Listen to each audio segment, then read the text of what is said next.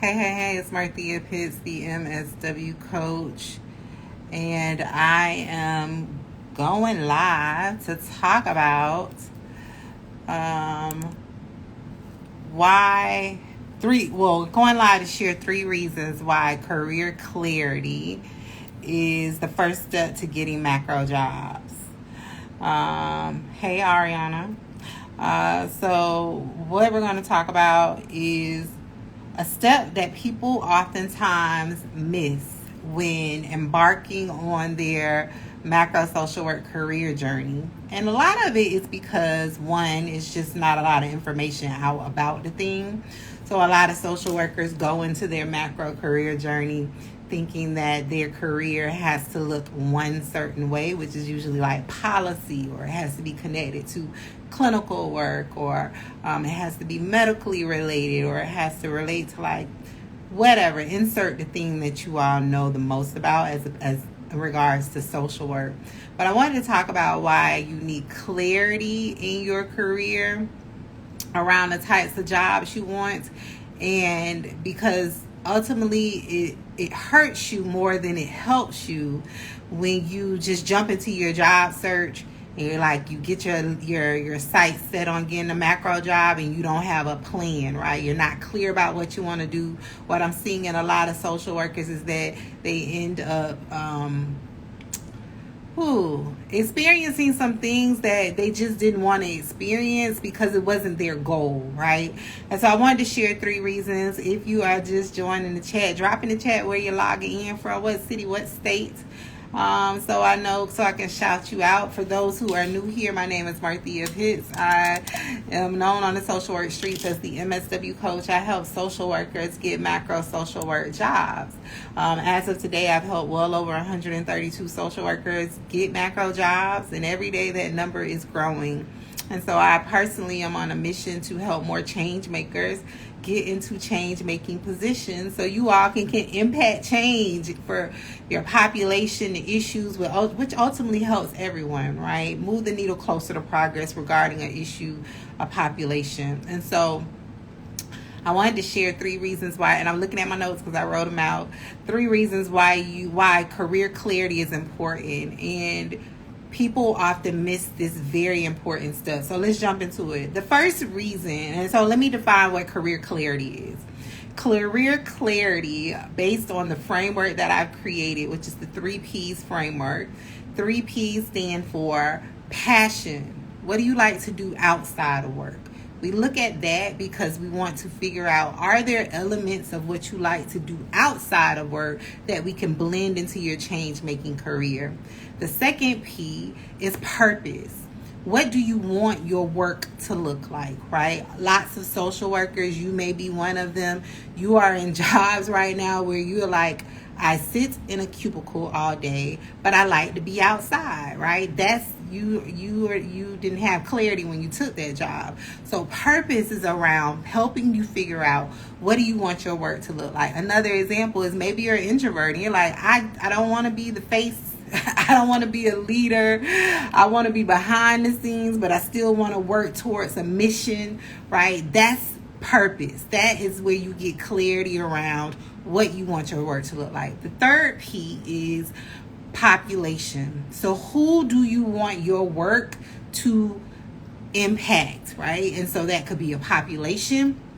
Some people are like, I don't have a specific population. I just want to work on an issue, right? So maybe the issue is around mass transportation. That involves everybody that's on mass transportation, not a specific community or group of individuals, right? So the 3 P's framework help you get clarity around those 3 things, because that information is then what you use to find the macro jobs that you want, right? So a lot of social workers only know about policy.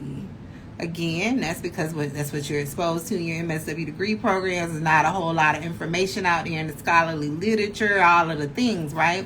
So I've taken my knowledge of the job market and my knowledge of being a social worker who's a case manager and now a macro social worker, and I've blended all of those things together with my workforce development background, and I've identified other areas of work that you can take your case management experience and your degree, be it a BSW or MSW, and you can pivot into what you want to go in, right? Based on the transferable skills that I've identified. So, but before we can even do that, you have to be able to clearly communicate, I'm interested, and I'm going to make up some examples. I'm interested in doing environmental justice work, specifically for tribal communities. I'm making up something, right? Wow. It ain't wild, because I actually had somebody come through my cohort who wanted to do work around something similar, and they got a job in research doing the thing. But so maybe you're like, I want to do work around environmental justice issues because these environmental changes. Oh, hey, Shirley, I haven't seen you forever. I hope things are going well. So maybe you're like, I want to do environmental justice work, but I want to do it specifically on how global warming, I'm making up something, is impacting tribal communities in their native lands, right? And so the framework helps you get clarity on that. But then also the framework with the passion helps you figure out what would you feel the most fulfillment in doing. Because if you got a policy job that's heavy writing, right, where you're policy is nothing but writing. You're writing all day. Policy is slow moving because it has to go through the different levels of review, approval, has to go all the way to the House and all of the different things. If you're like, I don't do well with slow moving organizations, I want quick action, right? Those are things that you have to get clarity around, because if you go get a policy job and you don't like writing, one, you're going to hate your job because policy is nothing but writing. And then two, if you're like, I need to be something that's quick, maybe like a startup where they're innovative, they're willing to try different things, you're going to hate policy, because policy is within certain, like it's a system procedure. It was in place before you became a thing, got the position that people are not going to change their way of working through that process. So you're going to be not in alignment. And so I say that because that's why you need clarity in the beginning of your job search effort, so you can get clear on what you want. Because a lot of you are in the jobs that you are now, and I'm going to talk just to you, I'm not going to talk to the group. I'm pretending like I'm just talking to one person. You most likely are in a job because it was the first job that you saw on a job board. You most likely are in your job because you knew somebody that said, hey, XYZ social service, nonprofit, blah, blah, blah, down the road is hiring. Go down there and apply. It wasn't your first choice. Also, if you want to go a little deeper on that, you probably became a social worker because you didn't have no other choice, right? A lot of social workers didn't become social workers because it was the first career on their list. A lot of social workers became social workers because for whatever reason, it didn't work out in their original major. Maybe they did like 4 or 5, 6, 7 major changes because they weren't clear about the thing, right? So with that, you want to change up that energy, because if you notice, every time when you gave away your free will to choose, you ended up in a situation where you didn't like the thing, right? Because many people are like, I don't like my job. This is not what I wanted to do. I wanted to do blah, blah, blah. So with career clarity in my program, I teach you how to rewrite your career narrative by doing the stuff you missed in all these other points in your life. And so you have to get clarity. So the first reason you want to do the step of clarity is because it increases your job satisfaction. Right? Because and I'm looking at my list, that's what I'm looking now, because you're doing work you love, work that you can stand behind, work that you support. You most likely are in a case management job where you don't agree with what the people do at the organization. You don't agree with leadership decides. You maybe even think that leadership is not treating the people right. They're not meeting the real needs. You're not in alignment, right? Also, a lot of social workers are being subjected to moral injury, right? You want to change the system, but you're in a job right now where you're upholding the system. You're maintaining the status quo. You're not really doing nothing to help the people. You're seeing the same generations in. You realize that you're creating more barriers than things to help them. Right? So career clarity prevents that's from happening where you are in misalignment, and it gets you clear around what type of organizations I want to work with. What do I want my work to look like around? And it also helps you better pick organizations to align yourself with. Because when you work for an organization as a mission-driven, purpose-driven person, right? I talk to a very specific career seeker. I don't talk to universal career seekers, that's what we call it in workforce development. I talk to mission-driven, purpose-driven career seekers. A universal career seeker, they just want a job. They don't care what it looks like, what they gotta do. All right, I always equate it to selling your soul. They don't care about any of that. But you are on my page because you want to do you want to have meaning behind your work. You want to leave an impact on the world. You want to make it a little bit better for the people. You don't want to make it hard for them, right? So doing the clarity piece increases that you have job satisfaction, that you could do work that you can stand behind, that you can sleep at night like, oh, I really helped somebody. I didn't cause them more harm. I didn't do the thing or whatever, right? So that's number one. Oh, life. Sin says CPS worker, you're hitting the nail on the head. Thank you, Sin, because sometimes I don't know if it be landing because I get so excited. I'm trying to pace myself tonight. Y'all know when I talk about jobs and careers, I get really excited. Okay, so then the second reason why you need clarity is career goal alignment, right? So what I do inside of my framework, and I'm telling you all about this framework because I'm going to give you some homework at the end, right? I ain't get on here, just my introverted ways wanted me to sit still tonight, but I'm like, no, I'm going to come on live and I want to talk because it was on my schedule to do tonight. So I want you to, because I want y'all to do this homework. Career goal alignment is where your job that you are in now, and so this is what clarity helps you do. It helps you create a plan to get career alignment. So career alignment is where the job you're in now should be better positioning you for the next job that you want, right? And then it should be like a ladder effect. Then the job after that should be positioning you for the next job you want. And then if you get real strategic, right, which is what I teach my paid coaching clients, your first job should be positioning you for the one that you want 5, 10, 7 years from now. But that comes with more in-depth career planning. But on a bare minimum, your job should be positioning you for the job you want, not the job you can get, right? So we learned that the first reason why you need career clarity is that it increases job satisfaction because you're doing the actual work you want to do, right? So that means your first job is the job that you really wanted, not the one you settled for, not the one you took, not none of that. And then that job should be positioning you for the next one. Okay? So clarity gets you career goal alignment that positions you from the first job you take to better position you for the next. So y'all giving me some feedback. I love it. Okay. Hey, School Social Work Solutions. Yes. Okay, good. I love it. Like what I was saying, gave me some emojis. The job I am in is a setup for the next. Exactly. Right? And a lot of people ain't doing that. Y'all just taking anything. And so that is a much deeper conversation of what I always talk to you all about. And if you're new here, you will get this conversation again.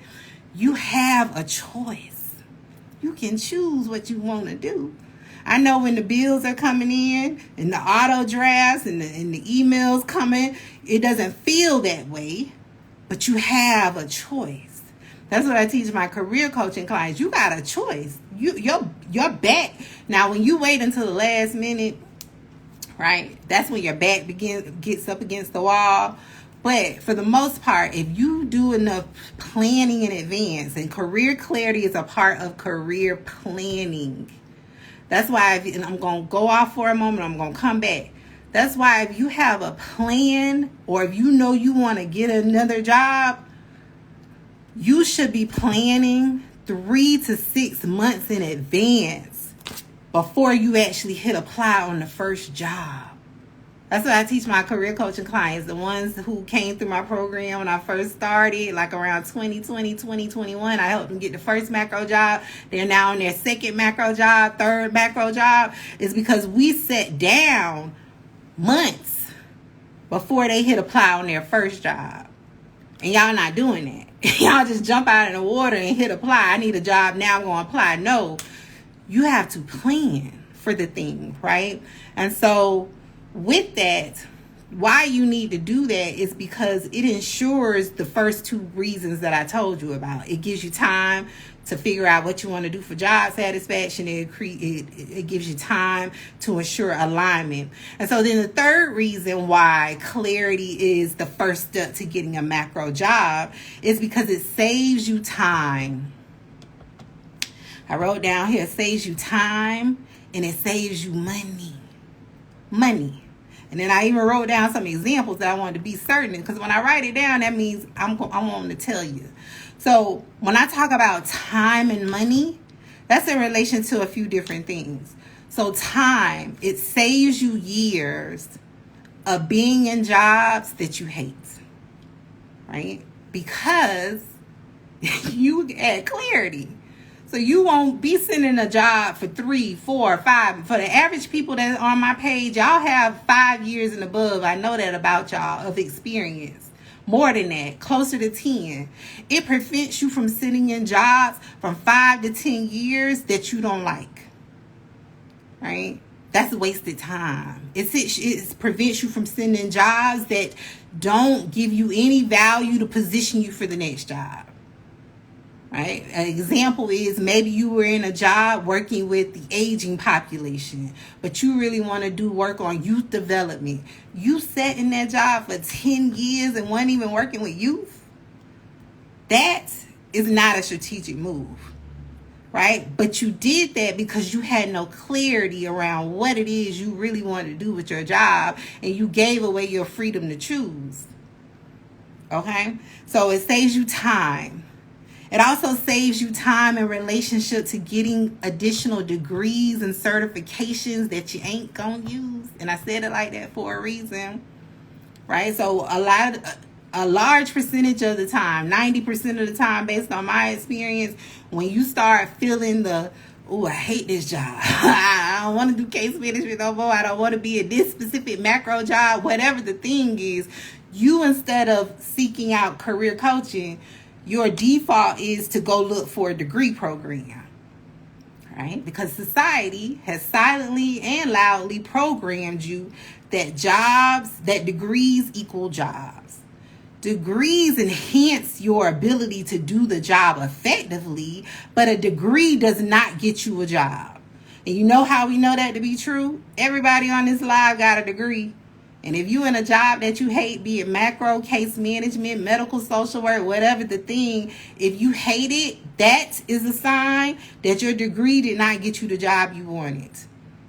So when I say that career clarity saves you time, you won't be scrolling on degree programs looking for an MPH degree or MPA degree, right? Because that's going to be time that you got to go back to school. You already got a degree. You already have one. We don't have time to be going back to get another one. Now, if you want to do that, I fully support it. But if you're doing it specifically to get a better job, you're wasting time because you didn't do step 1, career clarity. The other way you waste money, let's get into the money piece, is degrees cost money. And I'm going to say this, and it may hurt your feelings, but I don't know another way to say it. I don't sugarcoat stuff.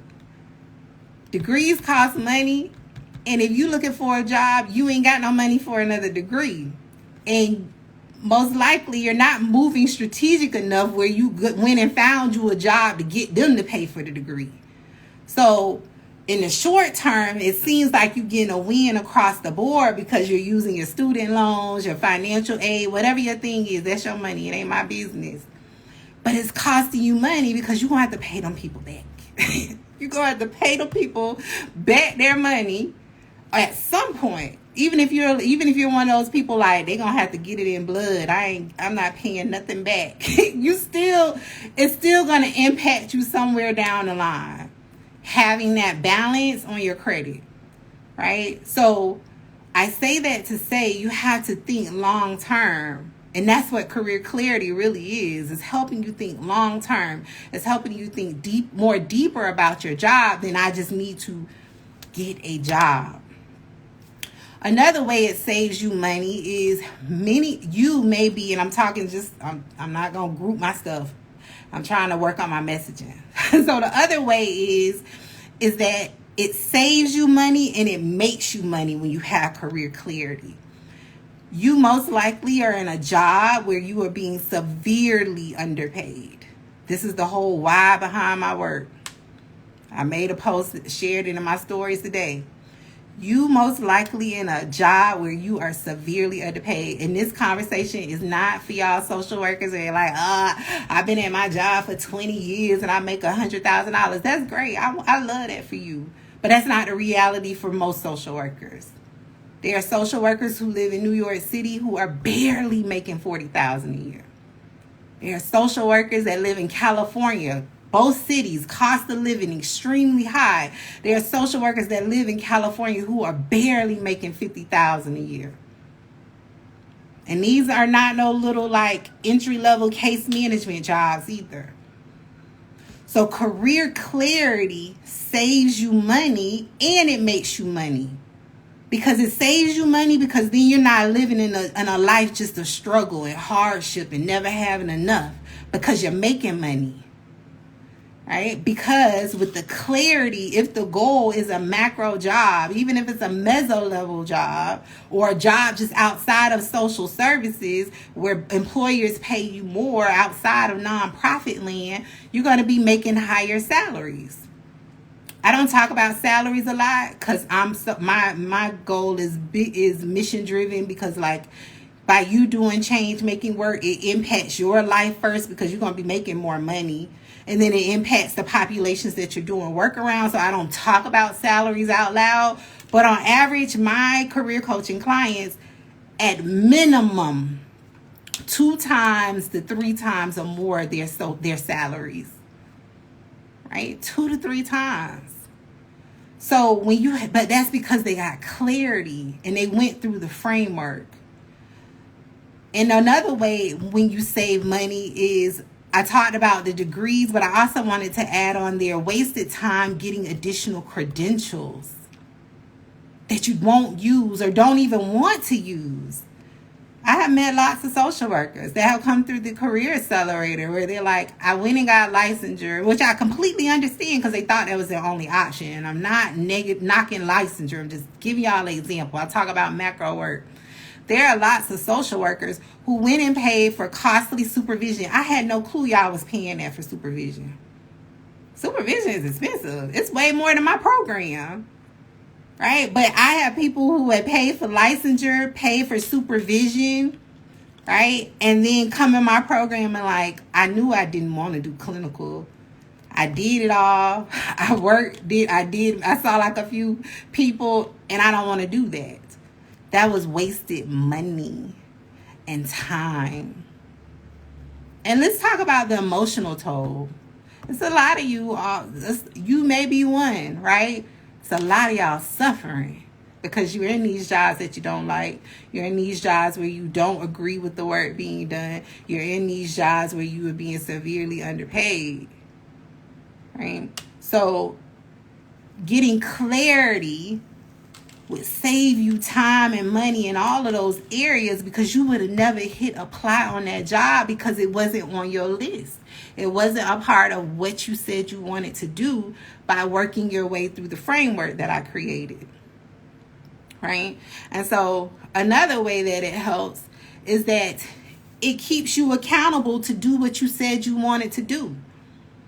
A lot of social workers are like, I wanted to do this, and somehow I ended up over here. It's because you had no system in place to like do checks and balances to keep yourself accountable for what you said you wanted to do. So then what I call it is you got shiny object syndrome.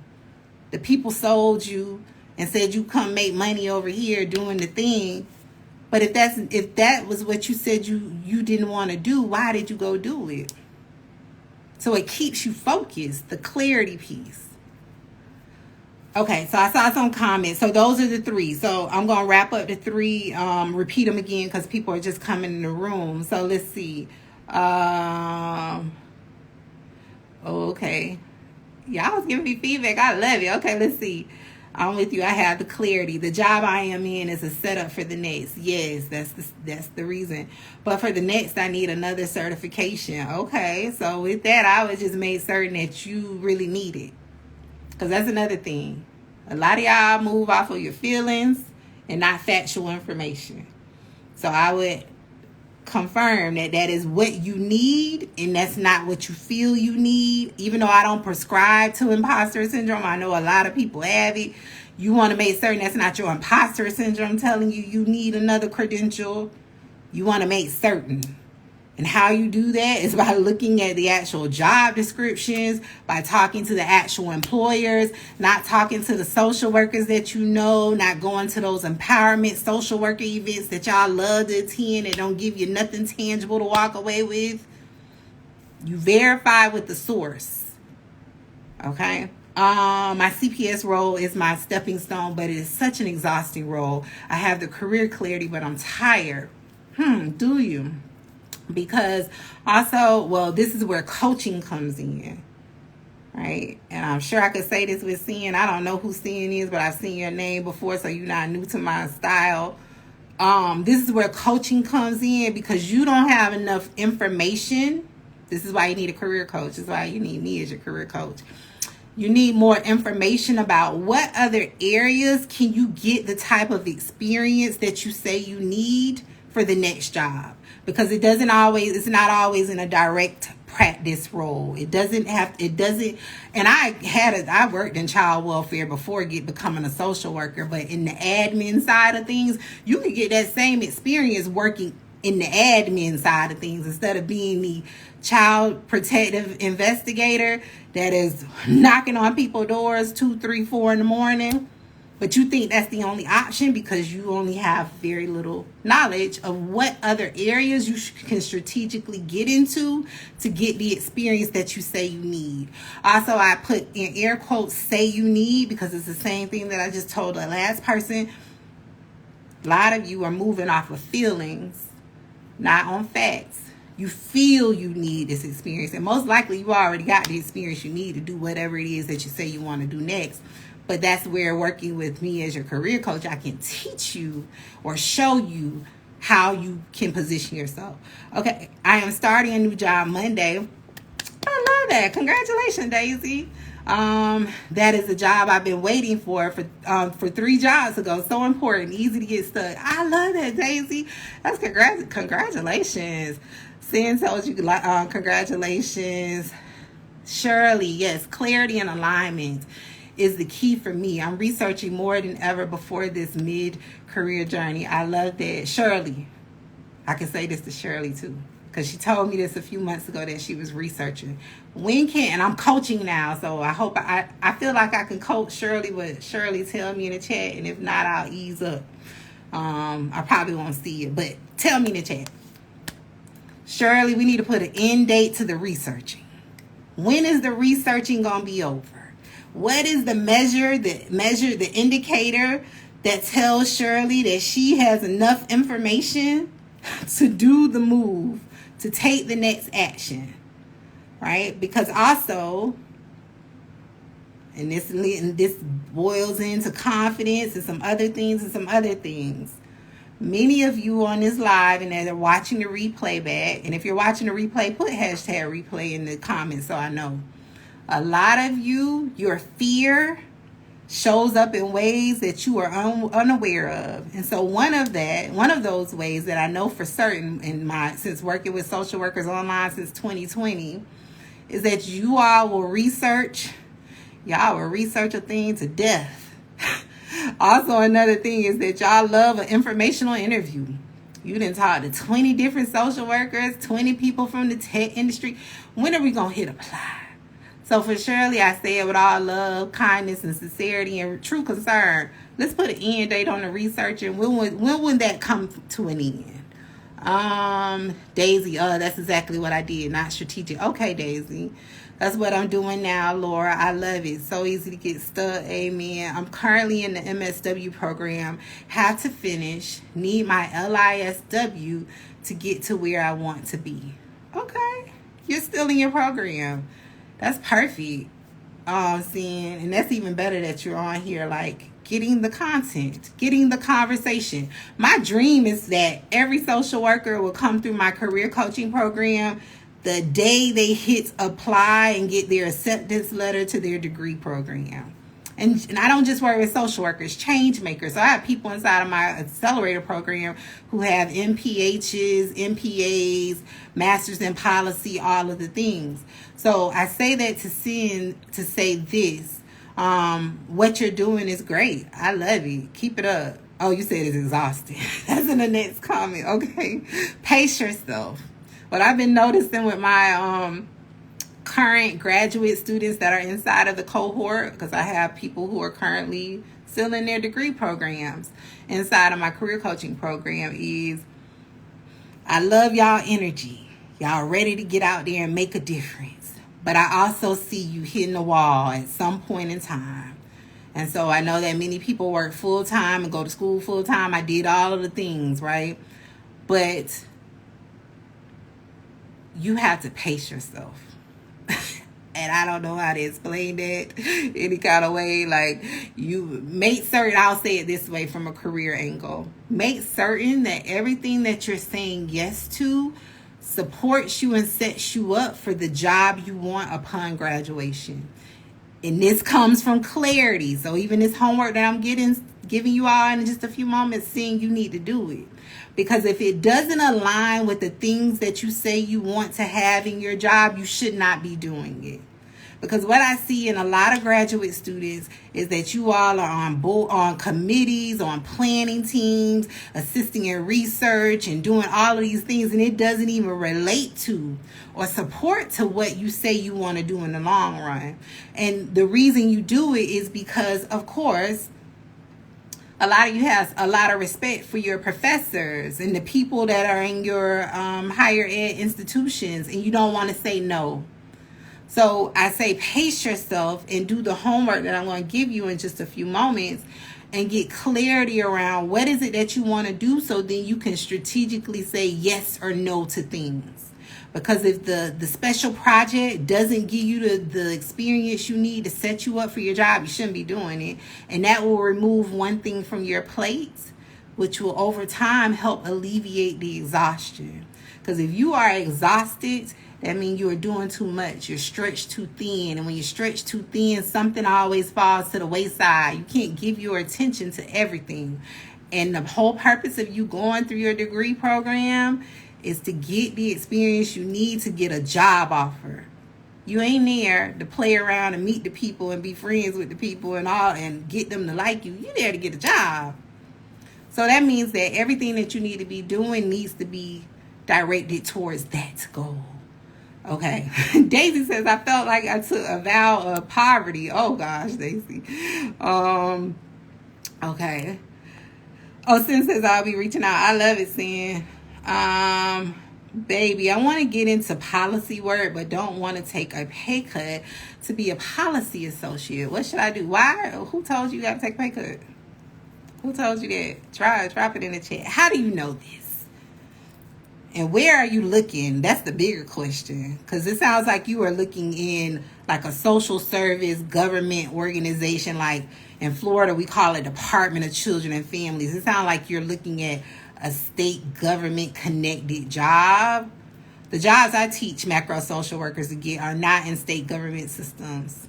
It's not in your local nonprofit. I teach them how to get jobs with national organizations. It's not even federal jobs, right? And this is what I teach inside of my accelerator from my 10 years of studying the thing.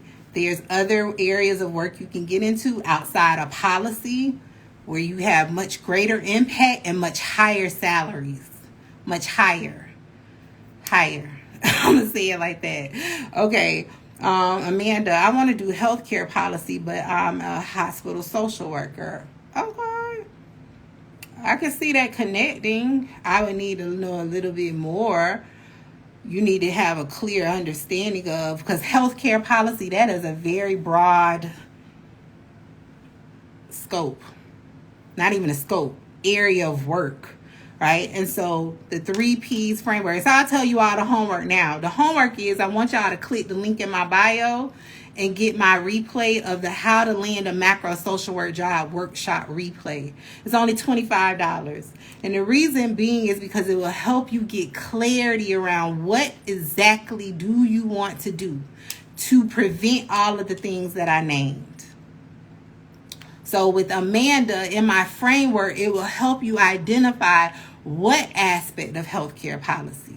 And you all, if you are new here, I don't have any history in medical social work, but I've had a lot of medical social workers in my career coaching program. So I've learned from them over the years. Like when you say healthcare policy, I'm thinking of, are you talking about self-payers?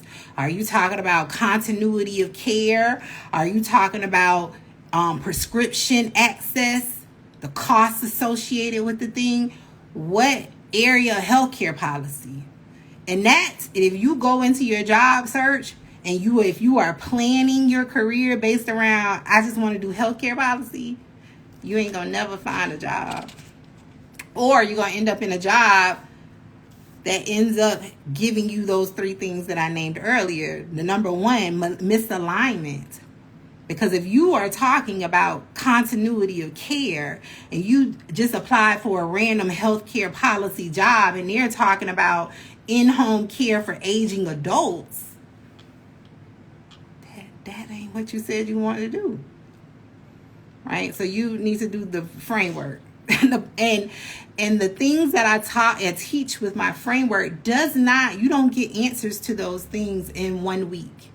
You don't get answers to those things in 2 to 3 weeks or even in a month. This is why I say you need to plan in advance and be doing your clarity piece. We do this inside of my career coaching program, but the replay of the workshop is a great starting point because it takes you time. You have to sit in a very deep, self-reflective place to think about, what have I done in my past work that I enjoy doing that I would like to go forward and do? What population or issue do I really like? You don't come up with those answers overnight. And so when I do have people who try to rush through the clarity piece, I send them back to point 1, which is clarity, because we cannot begin talking about writing and teaching you how to write your resume to get the type of job you want. Because if you are in there if your resume is talking about continuity of care, but you're really interested in prescription payment and self-pay and all of the things, a macro employer is not going to consider you because they only focus on one topic, one very specific topic. Right? Not 5, 6, 7, 8 that we have to do as case managers, right? As case managers, when you are in a case management role, I haven't been there for years, but it ain't changed. They have you do everything under the sun. You're dealing with prescriptions. You're dealing with the medical equipment department. You're dealing with community agencies to bring in food. You're touching all of these different other touch points. But with macro work, you are the expert on one thing. And that's another piece that's hard for social workers that are coming from case management backgrounds, or even macro social workers that work in social service government jobs, right? Where they consider it to be macro, but it's really like social work, admin work. It's hard for y'all to understand the concept of you can be paid top dollar for doing one thing and being really good at it. But because you have become so accustomed to being overworked, it's hard to even process that for a lot of people. A lot of people will say, I feel like I'm limiting my options. No, you're limiting your options by applying to 1,000 different unrelated jobs because you don't have no strategy. And if you're confused, you are confusing the employer. Okay. Let's see. Seeing exhausted with my caseload at work. I'm never home before 7 p.m. Then grad school, but I feel like child welfare is my only option. You just told me, seeing, don't make me get on one. You just told me in the comment above that's what you really wanted to do. You really wanted to do child welfare, but now you're saying you feel like it's your only option right now. No, you have options. You got to put in the work to figure it out. Get the workshop replay. That's the other thing. A lot of y'all be, and seeing this is not just directed to you, I'm saying it to everyone. A lot of y'all be selling the dream that you really love what you do. But I have ways that I pick up on, and I'm like, you don't really believe you don't really believe in what you want to do. That's not what you want to do. Right? So that's why I'm so passionate about talking to you all about you have options. You have options. It's going to require time for you to get clarity around what you want to do, though. But the same level of effort you put into getting those MSW degrees, seems like I'm out at 7 p.m., then I have to go to school and do all of the things. That's the same level of effort you have to put into getting the jobs, the good quality, good paying jobs that you want. It doesn't stop with the degree. Okay. Katie, I've been looking at these jobs on LinkedIn. They pay approximately $50K. Oh, yeah. What's the organization, Katie? Because the policy jobs that I see is not that. So, yeah, what are the organization types? And you don't have to share it, but that's something that you need to consider. What are the policy types? And also, I want to say this. A lot of you don't even understand because it's not clearly explained in our profession. That's why I had to go out and research the thing and create a curriculum to teach you how to identify them. A lot of you don't even know how to identify macro jobs. There are lots of social workers who call themselves macro social workers who are in glorified case management jobs. There is a distinct difference between social work administration work and macro social work. Right? And so I have a whole video about that on my YouTube page, the MSW Coach, the difference between social work administration and macro social work. It's also on my podcast. You could click the link in the bio to watch it. Because most likely you are looking at social work admin jobs. That's what I want on a national level. I'm loving working remote as well. Okay. Remote life is great. I miss it. Oh, I love it. So y'all are talking to each other. Shirley, starting a public health certification this spring, 7 months course. Okay. I have a master's in public administration, applying for policy advisor, health education, maternal and child health, CDC, 12 years.